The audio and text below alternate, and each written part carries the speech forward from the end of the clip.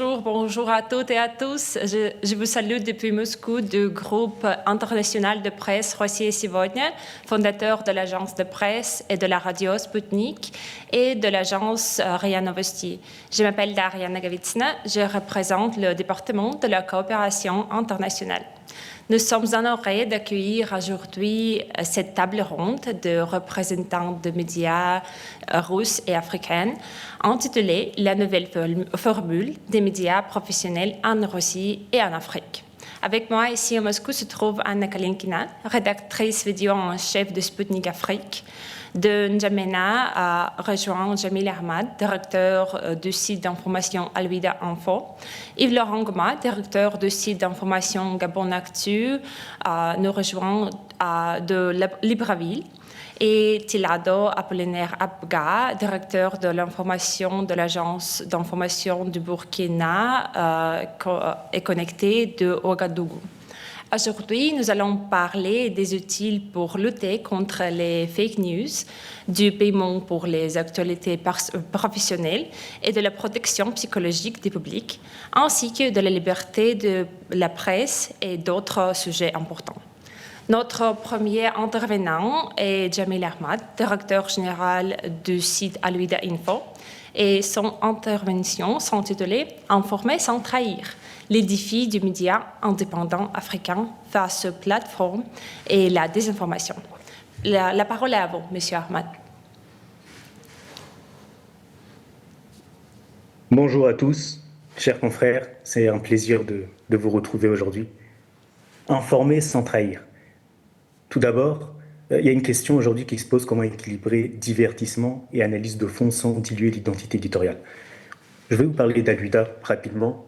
Al-Wida est un média indépendant, officiellement reconnu au Tchad par la Haute Autorité des médias et de l'audiovisuel, AMA, et le parquet d'instance qui délivre les autorisations de fonctionnement. Il comprend un média digital et un journal hebdomadaire.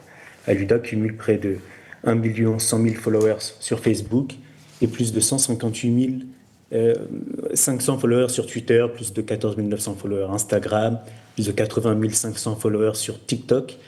Et nous sommes également présents sur YouTube Dailymotion pour répercuter notre contenu vidéo. Et nous avons aussi une chaîne Telegram et WhatsApp. C'est assez récent en termes d'audience. Le site cumule en moyenne 3 millions de pages vues par mois et des milliers de visiteurs. Donc globalement, voilà. Vous savez, chaque média cherche à faire en sorte que son contenu ait le maximum de portée et la meilleure audience. C'est un fait. Mais on ne choisit pas ce qui fera le buzz ou non. Aujourd'hui, chacun peut créer un blog ou une page sur les réseaux sociaux, diffuser du contenu. Ce qui va nous différencier en tant que médias avec les autres, c'est le fait que nous soyons régis par des autorités de régulation et que nous soyons liés par une déontologie. Donc l'information, elle est triée avant publication. À mon avis, l'analyse approfondie et le contenu divertissant peuvent cohabiter dans les médias digitaux. Les deux ont leur place, mais le contenu divertissant, il ne doit pas aller dans tous les sens. Maintenant, quelle ligne à tracer en fait entre l'adaptation au nouveau format et la perte d'identité professionnelle? La limite, c'est d'éviter le contenu haineux et qui peut détruire la cohésion entre les citoyens. On doit assumer une certaine responsabilité sociale. Nous, à Al-Wida, à un moment donné, on a estimé qu'il fallait davantage parler à la jeunesse, plutôt que de se focaliser majoritairement sur l'actualité politique et institutionnelle. Surtout que la population majoritaire sur le continent, c'est la jeunesse. Donc, notre outil principal pour parler à la jeunesse, ça a été le contenu vidéo. Des émissions débat, des vox pop, la culture, le sport. C'était un vrai défi pour nous. Et on s'est rendu compte, par exemple, au Tchad, qu'une grande partie des internautes ne lisent pas le contenu intégral des articles. La plupart se limitent au titre. Donc l'identité professionnelle, pour moi, elle ne se perd pas. Chacun a sa place. Ou bien, est-ce que garder son identité professionnelle, c'est uniquement écrire un article ou une analyse pointue? Par exemple, le contenu vidéo court, il prend de l'ampleur. Il ne doit pas rester en marge. Ça passe par des vox pop, des débats, des reportages. Et d'ailleurs, au Tchad, je vous donne un exemple, il y a une problématique qui s'est posée il y a quelques années, lorsque le régulateur des médias, il a estimé que les médias digitaux ne peuvent pas se substituer à des chaînes de télévision, ou alors doivent se déclarer comme des web-télévisions, avec un cahier des charges spécifique proche à celui des télévisions. Donc nous sommes allés en justice pour contester cette décision, et nous avons obtenu gain de cause. Toutefois, nous sommes conscients que nous avons un rôle de cadrer nos productions pour éviter les dérives. Face aux outils, la fausse information, elle prend de l'ampleur. Maintenant, il y a beaucoup d'outils. Comment contrer la domination des grandes plateformes avec des ressources limitées? Le plus important pour un lecteur, c'est de ne pas se contenter d'une seule source d'information. Nous-mêmes, nous utilisons ces plateformes pour partager notre contenu. C'est une sorte de bras de fer entre les pages crédibles et celles qui diffusent de la fausse information. Certes, WhatsApp, Facebook sont des tremplins pour la désinformation, mais pour ceux qui s'y adonnent. Pour nous, les médias sont des outils parmi tant d'autres pour informer. Donc c'est à nous de nous déployer et de nous imposer davantage pour être un rempart contre la fausse information. Certes, aujourd'hui, avec la profusion de fausses informations, les lecteurs ils ont du mal à distinguer le vrai du faux. Mais au final, les médias officiels et crédibles en sortent toujours gagnants, parce qu'on revient vers eux pour une information vérifiée. Donc non, bien sûr, il ne faut pas publier d'informations non vérifiées malgré la tentation à vouloir aller vite, capter l'audience rapidement, parce que dans ce cas, on perd notre crédibilité. Au Tchad, le fact-checking prend du temps, car l'accès à l'information n'est pas facile. Par exemple, lorsqu'il y a un événement dans un lieu donné, un conflit, le temps d'avoir une source citable, ça peut prendre plusieurs heures, voire plusieurs jours parfois. Toutefois, chaque média va essayer de développer, à mon avis, un bureau de fact-checking, et même avec une personne ressource, un point focal, pour les médias modestes, et croiser l'information avec différentes sources, car nous-mêmes ne sommes pas à l'abri en fait, des fausses informations. Et si un média crédible est plus rapide dans la vérification de l'information, on reprend l'information en citant la source du média en question. Si deux médias crédibles donnent deux informations contradictoires, on cite les deux médias.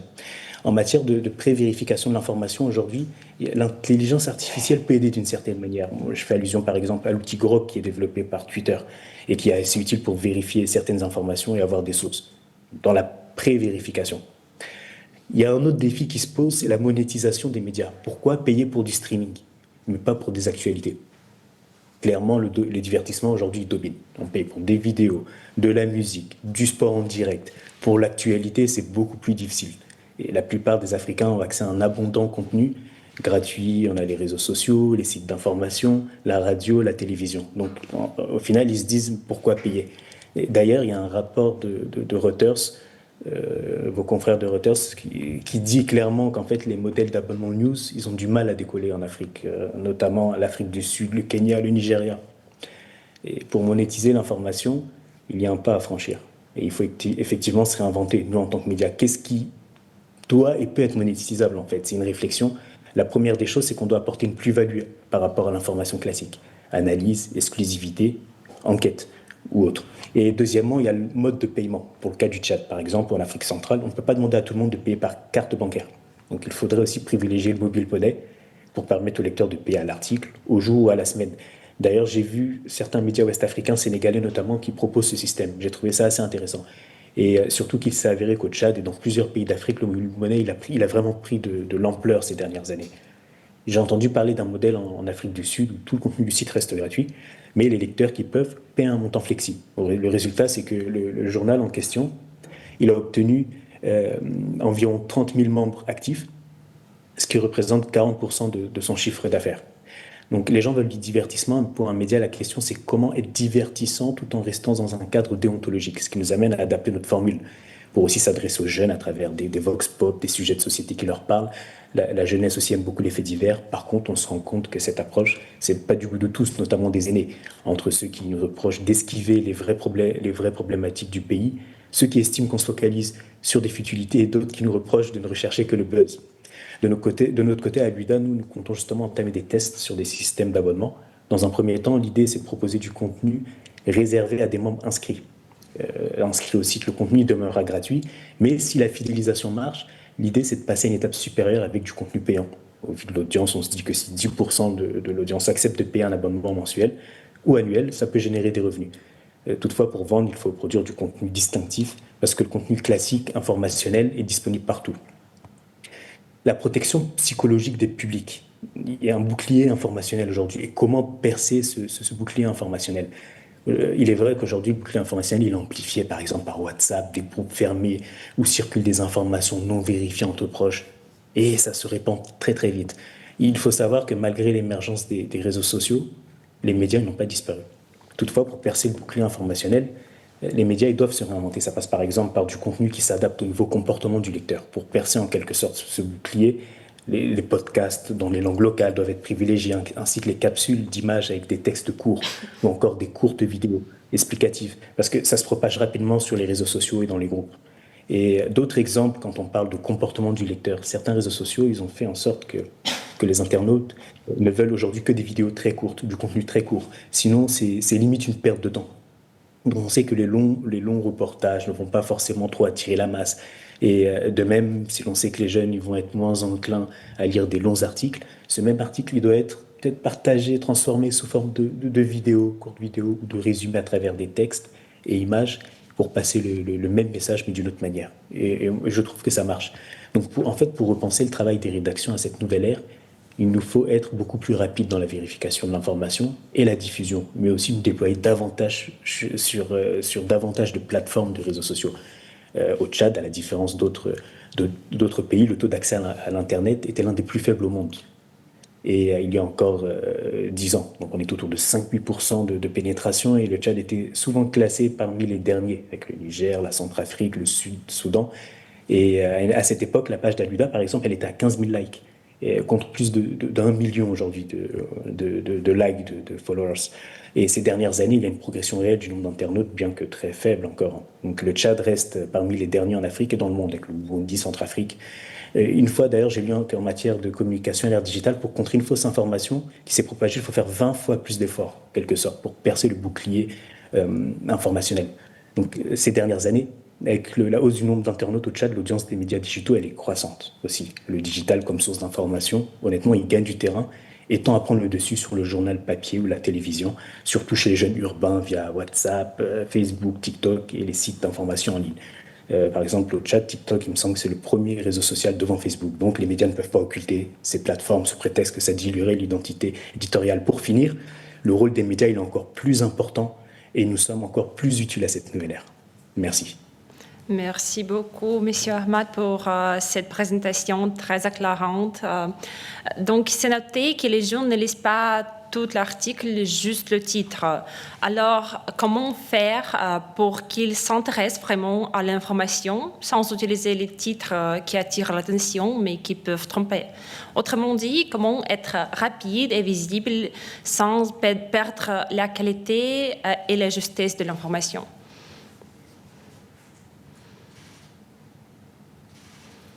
C'est une question à vous, s'il vous plaît. Oui, d'accord. Exactement. Vous voyez souvent dans les commentaires, même des articles qui sont partagés sur les réseaux sociaux de Al-Huda, les lecteurs, ils s'écharpent un peu. Il faut cliquer sur l'article, il faut regarder en profondeur l'article. Et pour moi, la solution, c'est de s'adapter au comportement du lecteur en proposant des contenus assez courts, des capsules d'images avec du texte très court.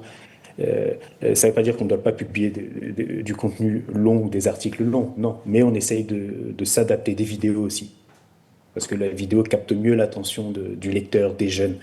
Pour moi, c'est vraiment ça. Et aussi se déployer sur tous les réseaux sociaux. Là où est la désinformation, nous, on devient un rempart aussi. On doit s'imposer, on doit se déployer. Et aussi être plus rapide dans la vérification de l'info. C'est vrai qu'il y a l'enjeu, il y a les moyens, l'enjeu financier. Mais dans tous les cas, ça, ce sont des défis et nous devons les relever. Merci beaucoup pour cette réponse très, très claire. Ensuite, on invite Yves-Laurent Goma, directeur du site Gabon Actu, qui va nous parler d'une comparaison entre la liberté de la presse en Afrique et en Occident. Monsieur Goma, s'il vous plaît.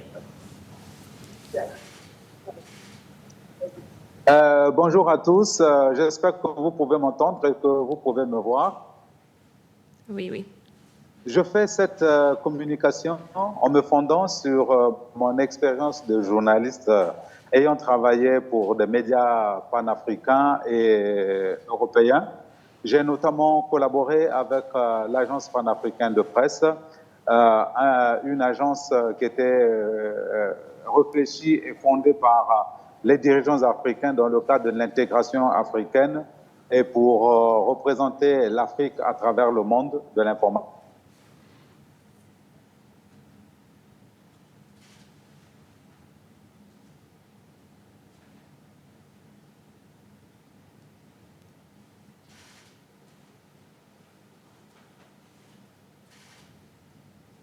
Malheureusement, nous avons perdu la connexion.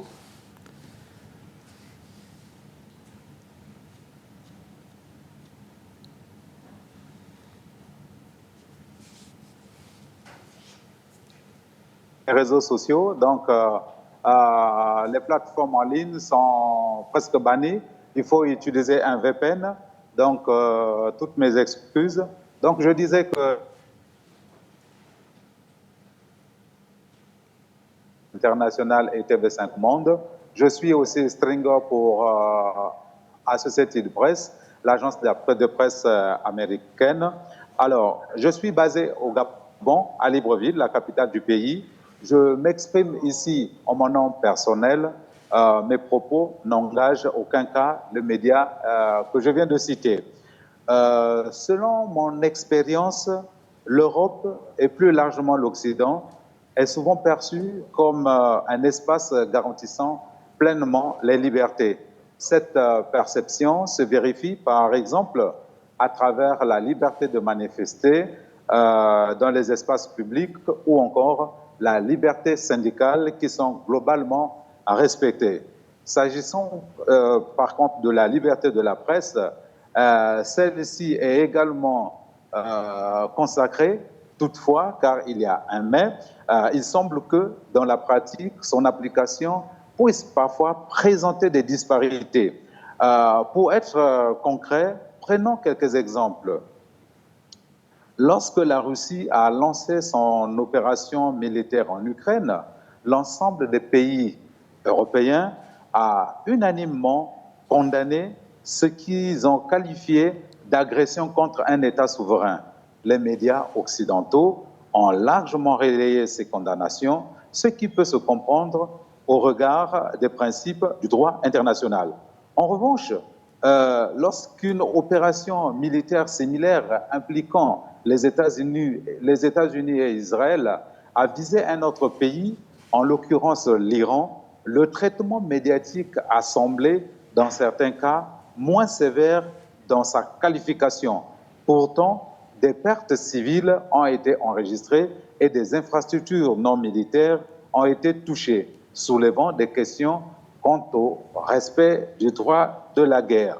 De ce point de vue, certains observateurs peuvent avoir le sentiment que les acteurs de ces opérations ne font pas toujours l'objet du même niveau de critique ou des mêmes qualificatifs dans les médias occidentaux que dans d'autres situations comparables.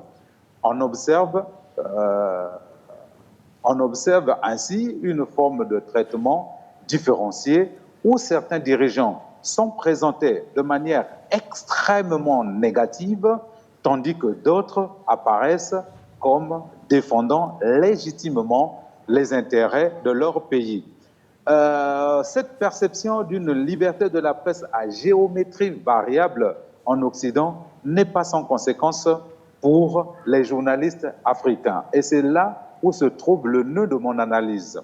Pourquoi? Parce qu'en effet, certains dirigeants du continent s'appuient sur ces exemples pour justifier un contrôle accru des médias et une restriction de la liberté d'informer. Dans mon pays, par exemple, les réseaux sociaux, je vous l'ai déjà dit, sont officiellement suspendus. Les autorités invoquent parfois des précédents observés en Occident pour légitimer cette décision, pourtant préjudiciable à la circulation de l'information et au travail des journalistes. Certains responsables politiques soutiennent ainsi que la liberté totale n'existe nulle part. L'un d'eux m'a confié à moi que depuis le déclenchement du conflit en Ukraine, plusieurs médias occidentaux comme pro-russes ont été interdits de diffusion en France. Plusieurs médias sont interdits de diffusion en France sans que cela n'altère significativement l'image du pays ni son classement dans l'indice mondial de la liberté de la presse établi par Reporters sans frontières. Pour conclure, je souhaiterais évoquer un dernier point. En Afrique, bien que certaines questions sociétales comme l'homosexualité restent largement rejetées par une partie de la population, des médias abordent néanmoins ces sujets dans une démarche d'information. À l'inverse, en Europe, d'autres réalités sociales telles que la polygamie sont totalement bannies dans les médias, ce qui peut également interroger sur les limites implicite de la liberté éditoriale. Bon, les amis, je vous remercie. J'espère que vous avez compris quelque chose dans mon intervention ou dans ma présentation. Merci beaucoup pour ces pistes passionnantes. J'ai une question à vous poser. Selon vous, existe-t-il aujourd'hui des narratifs toutes faits sur l'Afrique qui circulent dans les rédactions internationales et que les journalistes africains eux-mêmes finissent parfois par reproduire sans s'en rendre compte?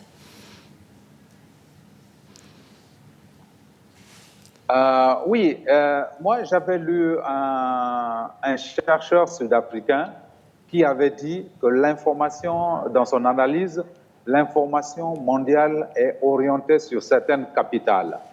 Il y a pour l'Amérique, l'information est orientée depuis Washington. Le narratif conçu par Washington, généralement, c'est le même qui va être répété dans plusieurs pays. Il y a Londres à travers Reuters et BBC. Il y a la France à travers l'AFP. Et puis en Afrique, on citerait le cas de l'Afrique du Sud. Par exemple,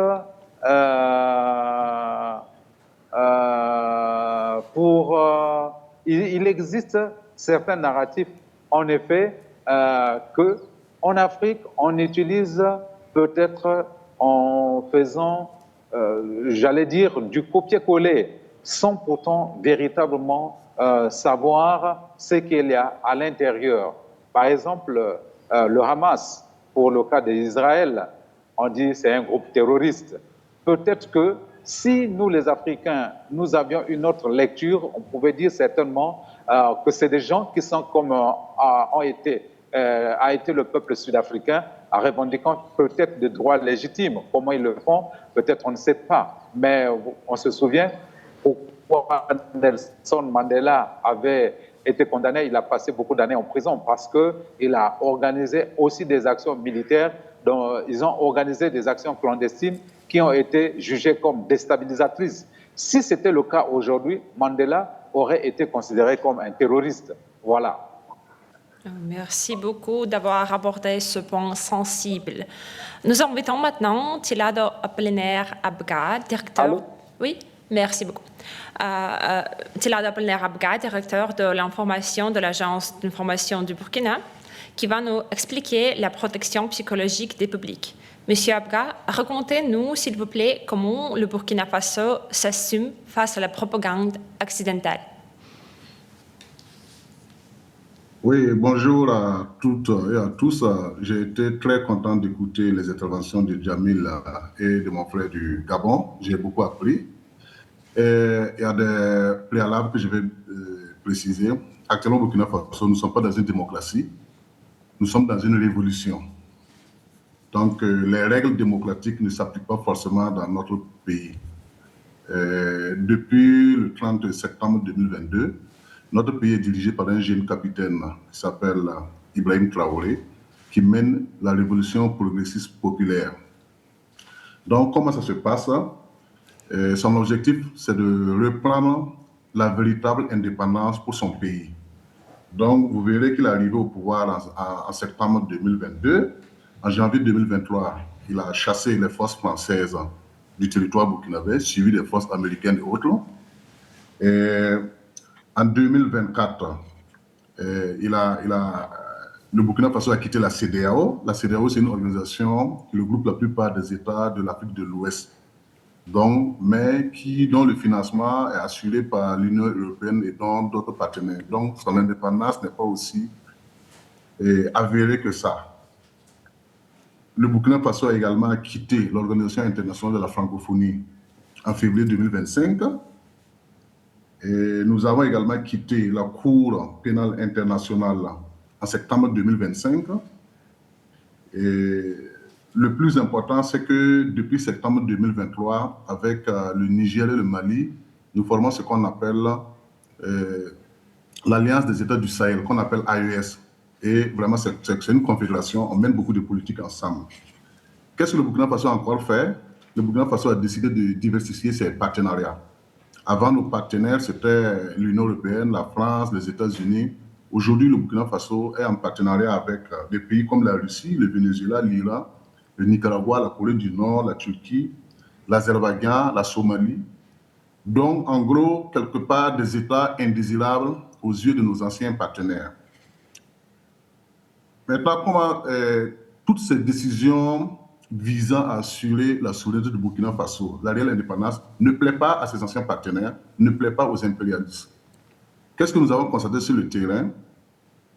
Il y a des faits avérés que beaucoup de groupes terroristes qui frappent notre pays depuis une dizaine d'années sont aujourd'hui soutenus en armes et en munitions par des puissances.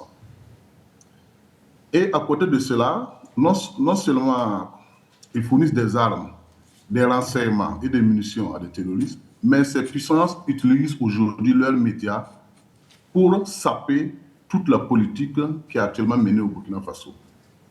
Et quand vous consultez les médias occidentaux sur le Burkina Faso, je ne dis pas qu'il y a des choses qui sont avérées, mais il y a beaucoup de choses, nous sommes surpris de lire ça sur leurs médias parce que nous sommes dans ce pays, nous vivons les réalités, il y a beaucoup de désinformation, il y a beaucoup de préjugés, il y a beaucoup de demi-vérités.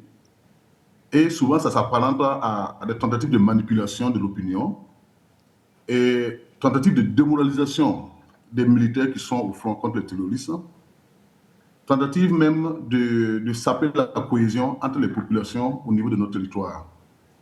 Donc, je le disais dans le titre de mon intervention, le Burkina Faso va devoir alors s'assumer face à cette propagande qui ne vise rien d'autre qu'à remettre en cause le chemin que le Burkina Faso, le Niger et le Mali ont pris.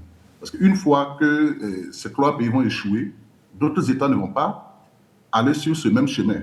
Mais si ces pays réussissent, d'autres pays vont emboîter ce chemin et l'Occident, notamment la France, va perdre encore plus d'intérêt dans son ancien précaré.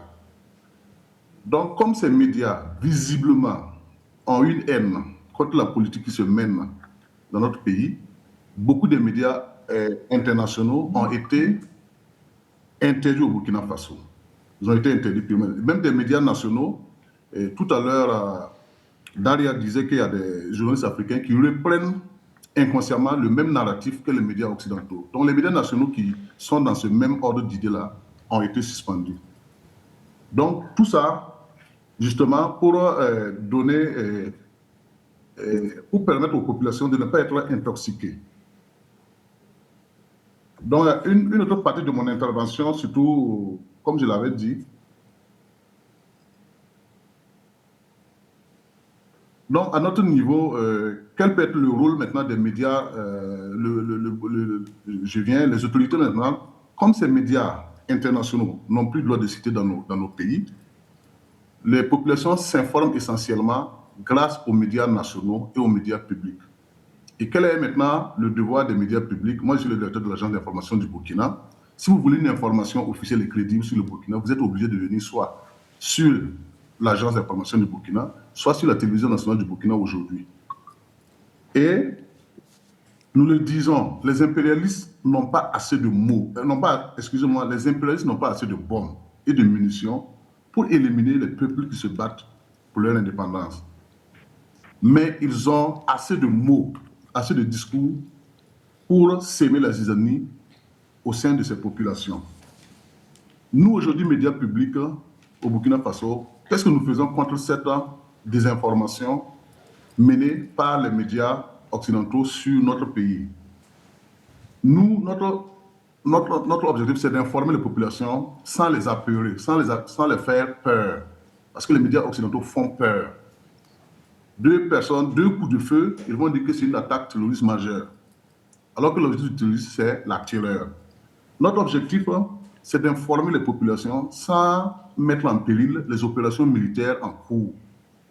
Il peut y avoir une attaque, mais ce n'est pas le moment d'informer parce qu'au même moment, il y a des militaires qui sont en route pour aller contre-attaquer. Si vous informez maintenant, vous allez faire saper cette opération. Notre objectif, c'est quoi? C'est d'informer les populations sans les exposer. Quand vous partez sur le terrain, vous prenez certains témoignages, alors que ces populations ne sont pas en sécurité. Si vous les diffusez, il peut y avoir des représailles sur ces populations. Mais les médias occidentaux, ce n'est pas leur problème.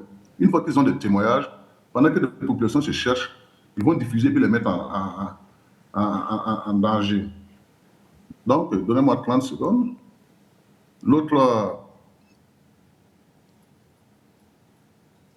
je disais... Voilà, l'autre question que je m'étais posée quand je vous ai envoyé le résumé, c'est en quoi la souveraineté informationnelle, voilà, en quoi la souveraineté informationnelle est importante pour le Burkina Faso. Nous le disons clair et net. Aujourd'hui, la désinformation menée par l'Occident contre nos pays-là nous fait plus mal que les attaques des terroristes. Ça nous fait... Ça sape vraiment le moral des soldats et ça décourage les populations. Donc, nous, médias publics, chaque fois que nous voyons des contre-vérités sur les médias occidentaux, nous essayons aussi de produire la vraie information à l'endroit de nos populations. Et aujourd'hui aussi, nous avons décidé d'utiliser les mêmes armes qu'eux-mêmes. S'ils passent leur temps à nous dénigrer, nous aussi, nous pouvons aussi les dénigrer. Chaque fois, nous devons aussi dire la vérité à nos populations. Je ne dis pas que tout est rose au Burkina Faso, mais souvent, c'est grossi. Autre exemple aussi, nous avons vraiment décidé d'investir dans notre propre narratif. Il y a de ces termes utilisés par les médias occidentaux que vous pouvez utiliser au Burkina Faso. L'exemple le plus patent, notre chef de l'État, qui est au pouvoir bientôt 4 ans, la plupart des médias occidentaux le présentent comme le chef de la junte. Alors que vous convenez avec moi que le président gabonais est arrivé par un coup d'État, le président de la Guinée-Conakry est arrivé par un coup d'État, et je ne parle pas du président syrien, qui était un ancien djihadiste dont la tête a été mise à prix par les États-Unis, mais eux tous aujourd'hui, ils ont le droit d'être appelés président, alors qu'au Burkina Faso, au Mali, au Niger, on continue de les appeler juntes. Chez nous, au Burkina Faso, nous n'allons pas appeler nos présidents ainsi. Et qu'est-ce que nous faisons encore au niveau de notre pays? C'est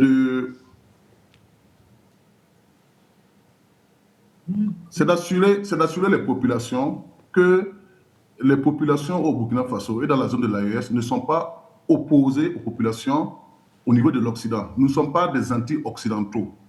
Nous sommes contre la politique de quelques chefs d'État, de quelques gouvernements qui veulent continuer à spolier l'Afrique, à semer le désordre dans l'Afrique, pendant que nous sommes en train de nous entretuer.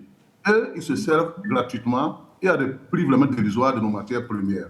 Nous voulons aussi être considérés au même titre comme les autres États. Donc, nous ne voulons pas que quand on parle de l'Afrique, ce soit seulement que du négatif, alors qu'il y a beaucoup de choses positives qui se passent. Donc, en résumé aujourd'hui, pour s'assumer face à la désinformation et à la propagande et la propagande informationnelle des médias occidentaux, que nous appelons ici maintenant le terrorisme informationnel, premièrement, le gouvernement burkinabé les a suspendus. Deuxièmement, aujourd'hui, ce sont les médias burkinabés qui informent les Burkinabés. Dans un passé récent, pour avoir des informations sur le Burkina, il fallait écouter la radio France Internationale, il fallait écouter France 24. Mais de nos jours, quand les Burkinabés se lèvent, ils vont sur leurs médias et ils s'informent. Et régulièrement, des points de presse, des sessions de formation, où on essaie quand même de montrer aux journalistes, vous ne pouvez pas aimer les autres pays plus que votre propre pays. Et tout à l'heure, vous l'avez parlé, Yves Goma de Gabon l'a parlé.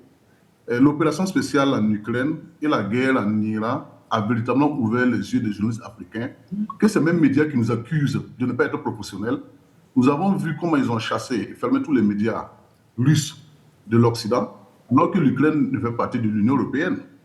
Nous avons vu comment ces mêmes médias ont fermé les yeux sur Gaza et sur l'Iran. Donc aujourd'hui, nous allons défendre nos propres intérêts, même si ça ne plaît pas à tout le monde.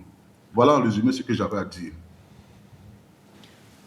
Merci beaucoup pour la richesse de votre exposé. Il y a une question pour vous. Comment faire en sorte que la confiance des Burkinabés dans leurs médias nationaux continue de grandir, alors qu'ils ont aussi accès aux chaînes internationales et aux réseaux sociaux? Très bonne question. Parce que ici aujourd'hui, on a beau suspendre les médias occidentaux dans notre pays, il y a Internet, on ne peut pas suspendre Facebook, il y a YouTube, donc les gens continuent de s'informer. Mais aujourd'hui, nous sommes vraiment contents parce que souvent, sur ces mêmes médias internationaux, quand ils donnent des informations qui sont fausses, les internautes burkinabés partent en bas de leurs commentaires, là, leur donner la vraie information. Nous voulons tout simplement, nous faisons comprendre aux Burkinabés qu'il y a un certain nombre d'informations que nous ne publions pas par souci de l'intérêt national. Pas parce que nous ne voulons pas les informer, mais par souci de l'intérêt national. Nous, on appelle ça ici au Burkina Faso l'éducation aux médias. Nous devons former nos internautes, nous devons former nos lecteurs pour leur dire, voilà, vu la situation de notre pays qui est en guerre depuis 10 ans, voilà ce qu'on peut dire, voilà ce qu'on ne peut pas dire. Et nous sommes très contents parce que les Burkinabés comprennent de plus en plus. Et aujourd'hui, sans ne pas faire la publicité, je peux vous dire que l'agence d'information du Burkina est le premier média au Burkina Faso. Parce que tout le monde vient s'informer au niveau de notre agence sur ce qui se passe dans le pays. Merci beaucoup pour cette explication. Et notre dernière intervenante aujourd'hui est Anna Kalinkina, rédactrice vidéo en chef de Sputnik Afrique, qui va nous parler de la nouvelle formule des médias modernes. Anna, s'il vous plaît. Merci beaucoup. Bonjour à tous et à toutes, chers collègues. Je suis ravie de vous souhaiter la bienvenue à cette table ronde aujourd'hui. Merci pour vos interventions. Elles étaient très intéressantes. Et donc aujourd'hui, en tant que représentatrice de Sputnik Afrique, je dois dire que Sputnik Afrique fait partie du groupe médiatique russe Russie et Ségonia, qui est un grand groupe médiatique qui diffuse dans plusieurs langues, en plusieurs pays. En tant que Sputnik Afrique, on a des centres éditoriaux ici à Moscou, mais aussi en Tanzanie, en Éthiopie, en Afrique du Sud. Et donc, on essaie d'élargir notre coopération avec les médias africains. Et aujourd'hui, je veux aborder la thème de la nouvelle formule des médias modernes. Et je souhaiterais m'arrêter sur les formats écrits qui émergent, ainsi que les nouvelles technologies auxquelles les journalistes et nous aussi sont désormais confrontés. Donc, dans ce contexte, il convient de souligner que nous ne parlons plus uniquement du texte en tant que tel. Il s'agit désormais d'une transformation plus large qui concerne la manière dont l'information est produite, diffusée et consommée au quotidien, qui aussi reflète l'évolution des intérêts et des attentes du public. Il n'y a pas si longtemps, une information ressemblait à un article classique, donc un titre, quelques paragraphes, une conclusion, et donc c'était logique, structuré et linéaire. Mais aujourd'hui, ce modèle fonctionne de moins en moins parce que le public a changé. Aujourd'hui, on lit les nouvelles, les actualités sur son téléphone en faisant 2 tâches dans les transports et on n'a pas beaucoup de temps de lire les actualités du début jusqu'à la fin. Donc, on parcourt, on s'arrête sur ceux qui attirent notre attention. Et donc, cela change complètement la manière dont on écrit, dont on présente des actualités. On passe d'un texte long et continu à un format plus modulaire. Donc, ça veut dire que le contenu est maintenant présenté en bloc. Et chaque bloc doit être clair, compréhensible et même presque autonome. Un autre élément clé aujourd'hui dans la présentation écrite des nouvelles, c'est le titre. Dans un fil d'actualité, un titre a parfois 1 seconde pour capter l'attention du public. Il doit être clair, mais aussi engageant. Et on peut presque dire que sans un bon titre, même un excellent texte peut passer inaperçu.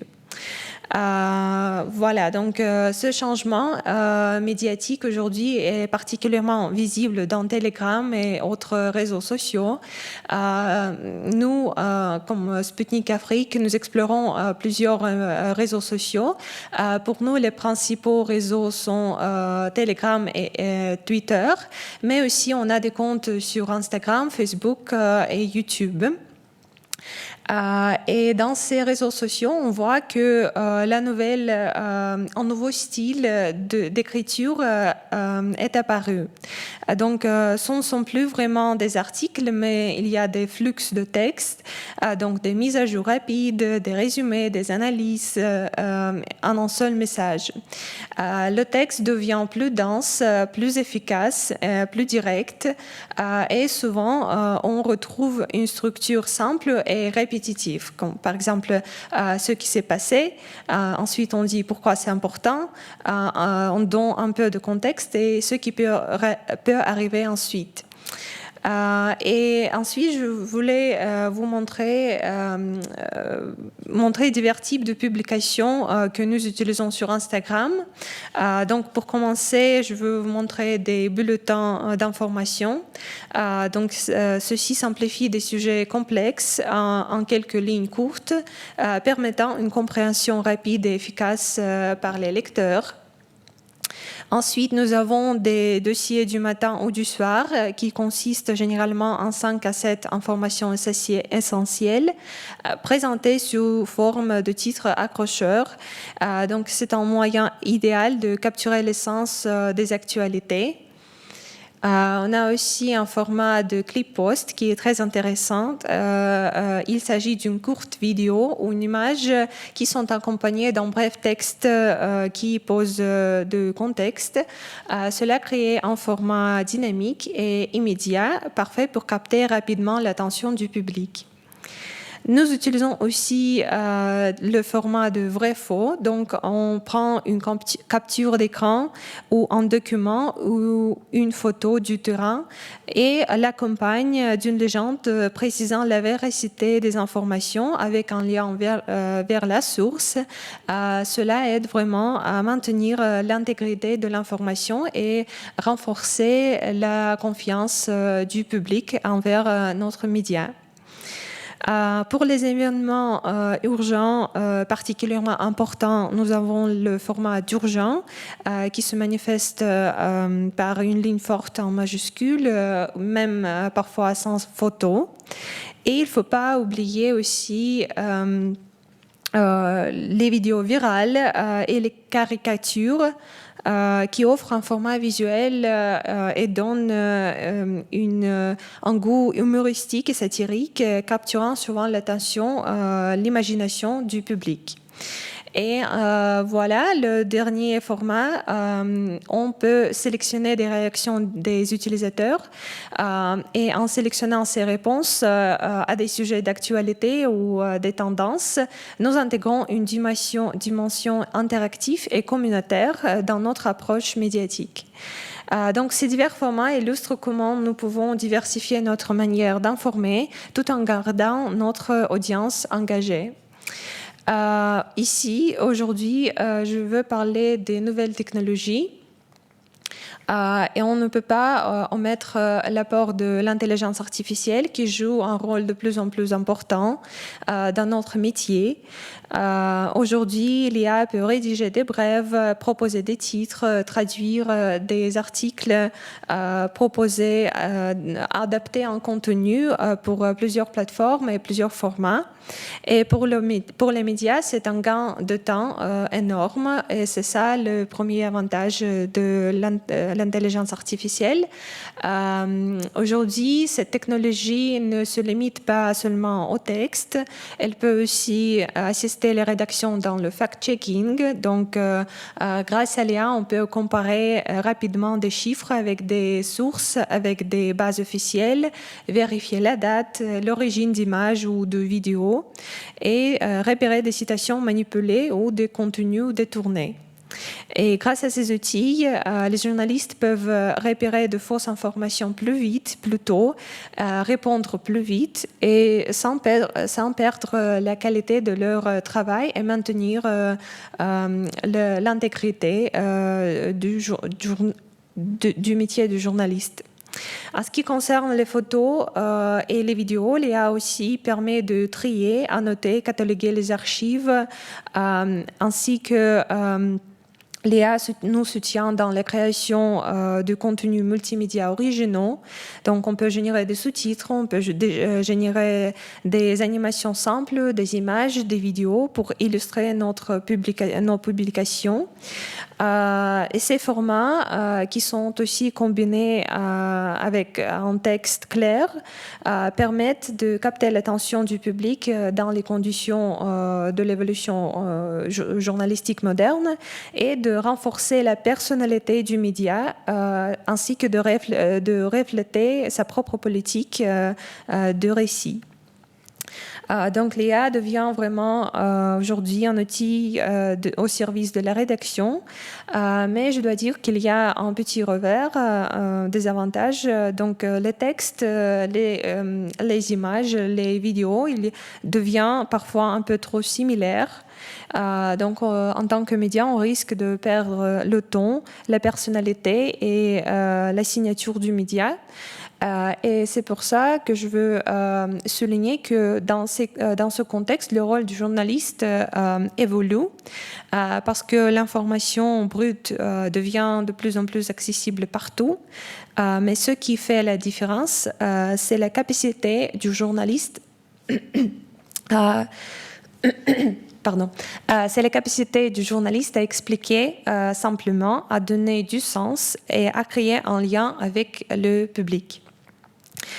En parallèle, je voudrais aussi parler de la montée en puissance du format vidéo. Donc, ce sont des formats verticaux ou courts. Pardon.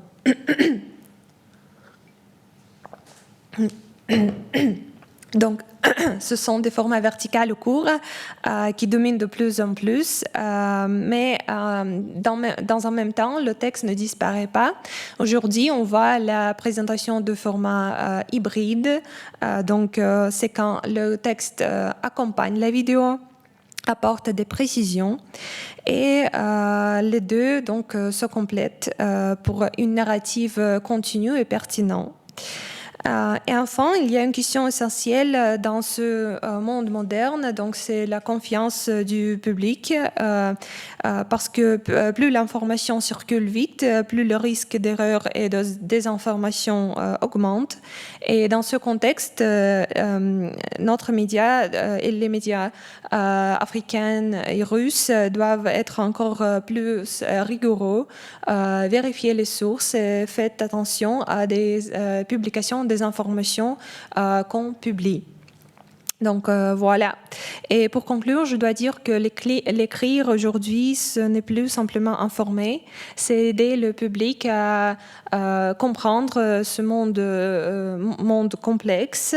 Et si je vais résumer simplement, ces nouveaux formats écrits reposent sur 3 idées principales. Donc d'être clair, structuré et s'adapter à la plateforme où on publie nos articles, nos posts, des actualités.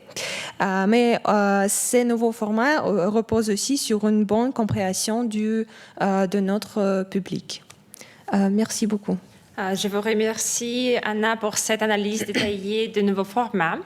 Si vous deviez projeter les médias modernes dans 10 ans, que reste-t-il du classique? Qui devient le journaliste? Et quelle place occupe encore un média généraliste dans un monde où chacun peut être sa propre chaîne de publication? Si j'imagine des médias dans 10 ans, je dois dire que les médias, les journalistes vont maintenir quand même une place importante pour présenter les actualités, pour informer le public. Donc, les journalistes vont rester en tant que gardiens de l'éthique et de la vérification des faits, de la présentation des informations vraies, officielles, tout en apportant une crédibilité et une expertise approfondie à notre lecteur. Le rôle du journaliste va s'orienter surtout sur plutôt l'analyse, les explications, la mise en contexte des informations. Et en tant que les médias vont évoluer, ils doivent s'adapter aux nouveaux formats, aux nouvelles plateformes. Peut-être, par exemple, lancer des communautés engagées qui vont se concentrer sur des thématiques spécifiques. Les médias modernes peuvent aussi innover et investir dans de nouveaux formats innovants. Et donc, mais tout en gardant les valeurs fondamentales du métier du journaliste. Oui, merci beaucoup pour votre réponse très éclairante. Je tiens à remercier sincèrement tous nos intervenants pour le partage de leurs précieuses perspectives et de leur expertise. Je laisse maintenant la parole libre pour les échanges. Et pour commencer les échanges, j'ai une question pour tous. Comment les médias en Afrique et en Russie peuvent-ils mieux coopérer pour lutter ensemble contre les fake news et défendre leur liberté d'informer?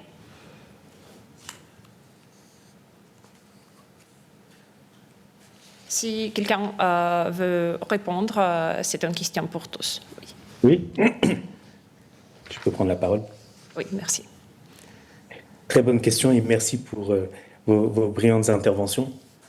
Une fois, il y a quelques années, je regardais une interview d'un ancien chef des renseignements français, et à une question qui lui a été posée à la fin, son conseil qu'il donnait, quel conseil il donnerait aux jeunes, il a répondu qu'aujourd'hui, ce qu'il conseille aux jeunes, c'est de ne pas se contenter d'une seule source d'information.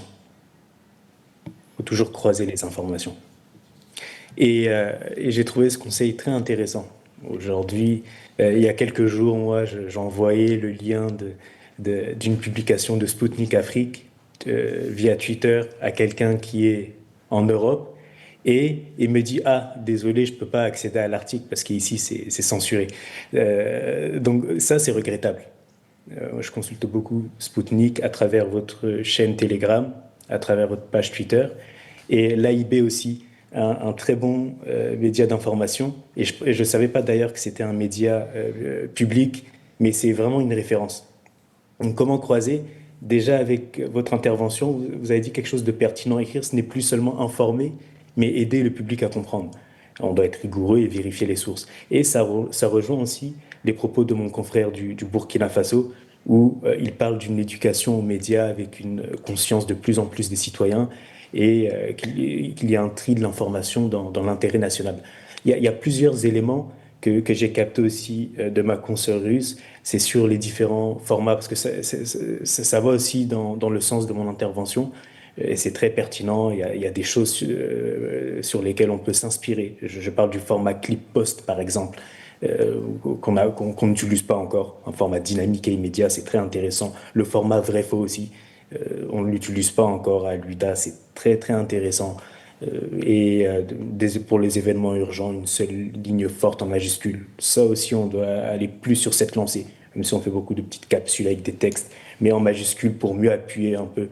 Et donc, il y a une sélection, voilà, des réactions, la sélection aussi des réactions des utilisateurs. Ça aussi, on ne le fait pas. Ça aussi, c'est quelque chose sur lequel on doit plus appuyer.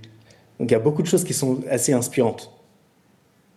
Voilà, donc tout ça, ça va dans le sens de diversifier la manière d'informer tout en gardant l'audience engagée.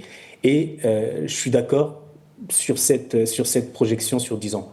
Pour moi, les médias, ils vont évoluer, ils doivent évoluer, mais dans 10 ans, les journalistes, ils vont conserver une place importante en tant que gardiens de l'éthique. Je reprends les mots de ma consoeur russe. Ils vont conserver leur rôle, mais c'est à nous de nous réinventer et de mieux nous déployer. Merci. Merci beaucoup, Monsieur Ahmad. Quelqu'un d'autre veut répondre? Si je peux prendre la parole. Oui. Oui. Non, donc, Anna peut aller, je le viens. Ok, donc je dois dire que même avec les ressources limitées, il ne faut pas publier des informations non vérifiées, si je parle de la vérification des faits. Donc il faut vraiment faire du fact-checking approfondi, et parce que Sinon, on risque de nuire à la crédibilité et perdre notre réputation du média. Et donc, au contraire, un fact-checking sérieux peut devenir un marqueur de confiance auprès du public.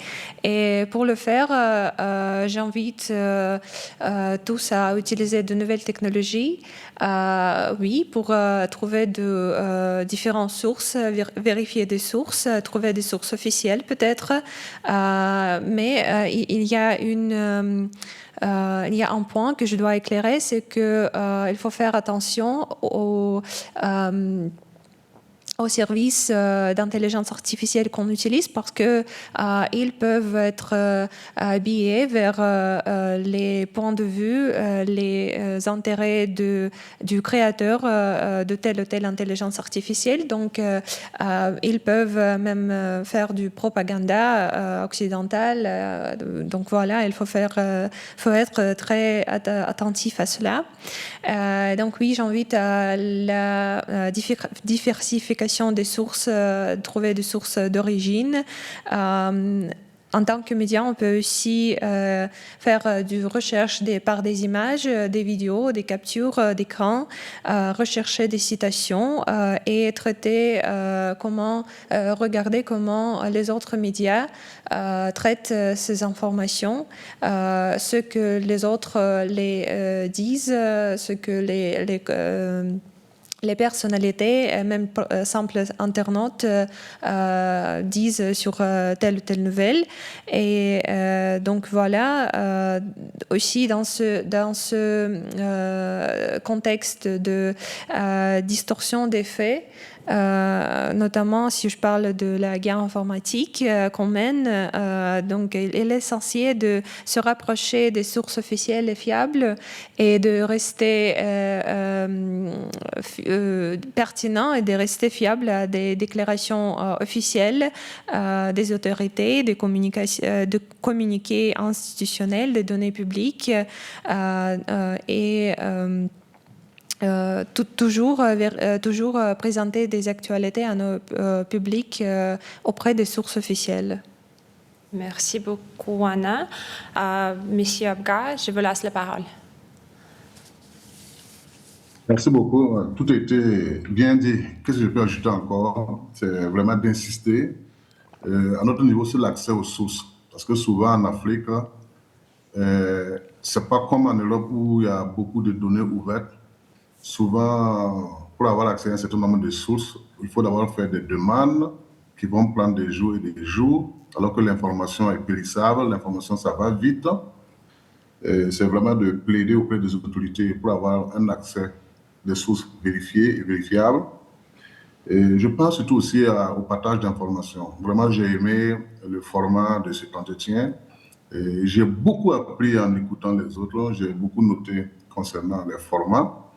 Et si on se parle régulièrement, si on partage nos pratiques, nos défis et nos difficultés, ça peut aider chacun à aller de l'avant. Je prends souvent l'exemple, je lis souvent sur des sites russes, je vois TASS, je vois Sputnik, où vous parlez de l'information au Burkina Faso, vous citez des sources, vous citez des petits médias, comme on le dit, des médias qui ne sont pas aussi crédibles que ça. Parce que souvent, votre correspondant qui est basé à Nairobi ou ailleurs, voilà, il ne connaît pas peut-être la dynamique d'un certain nombre de médias au plan national. Donc, c'est vraiment un certain nombre d'informations.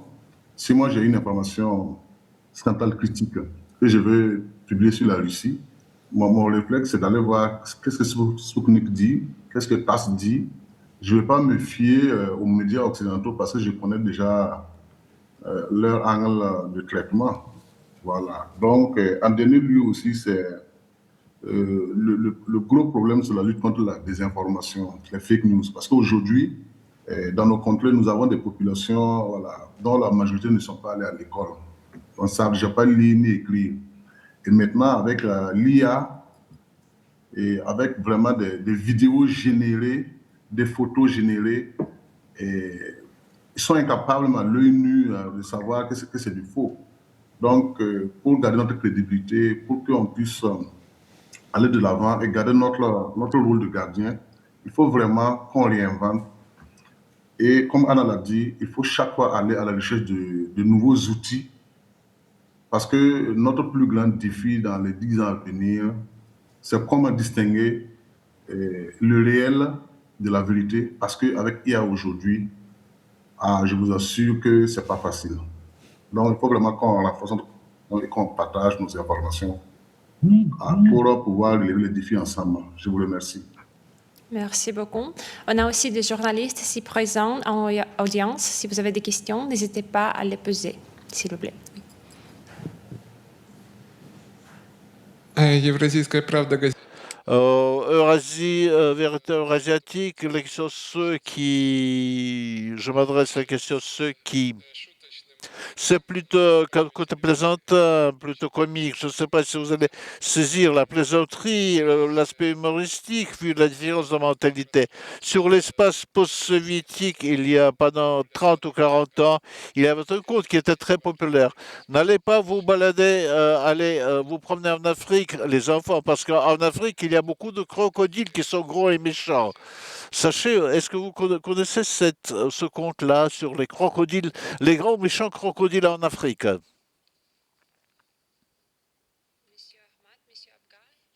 Monsieur Ahmad, Monsieur Abga, pouvez-vous... moi, je... Honorable. Non, je ne vois pas du compte auquel vous faites allusion, mais je vois le sens de votre message. Et je pense qu'aujourd'hui, il y a une grosse prise de conscience. Et comme le disait mon confrère du Burkina, il y a un rôle des médias sur une éducation. Il y a une sorte d'éducation. C'est plus seulement informer aussi, comme le disait ma consoeur russe, mais c'est aussi faire comprendre. Et c'est là tout l'enjeu. Merci. Oui, par rapport à ce que le confrère vient de dire, c'est ce que nous appelons l'ensemble des préjugés. C'est-à-dire l'Afrique, c'est un continent où il n'y a pas d'eau, il n'y a pas d'électricité, et il y a la faim, parce que la plupart des ONG qui ont des financements occidentaux et qui interviennent dans nos pays ont besoin de ces images pour venir vendre en Occident et avoir plus de financement encore. Mais sinon, l'Afrique, c'est comme les États-Unis, c'est comme l'Occident. Il y a des riches et il y a des pauvres. Et ce que nous déplorons, c'est que chaque fois, on montre ce qui est négatif et on ne parle jamais de ce qui est positif. Donc, cette histoire de quoi, des gens qui vivent dans des arbres, voilà, des moustiques qui sont gros comme des abeilles, non, c'est pas vérifié partout. Voilà. Et je vous assure que l'Afrique, c'est un continent formidable. Là où il y a la vie, voilà, il nous manque seulement à différents endroits la paix et la véritable indépendance pour bien vivre, parce que tout ce que nous avons comme matière première, ce n'est pas nous-mêmes qui fixons les prix. Voilà, les prix sont fixés par les bourses européennes et on ne gagne pas le vrai prix pour pouvoir donner les meilleures conditions de vie à nos populations. Je l'invite à visiter l'Afrique, y compris le Burkina Faso. Merci beaucoup. Est-ce qu'on a des autres questions? Pas de questions. D'accord. Merci également à tous les participants et à toutes les personnes présentes pour votre engagement. C'est par le dialogue ouvert, la collaboration et un engagement commun que nous pouvons faire progresser les pratiques médiatiques fondées sur le respect, la justesse et l'intégrité culturelle. Cette discussion nous a offert une riche mosaïque de réflexions. Merci encore pour cet échange très enrichissant et je vous souhaite une très très bonne journée. Merci beaucoup, très bonne journée. Merci. Merci, au revoir. Au revoir. Коллеги, мы закончили.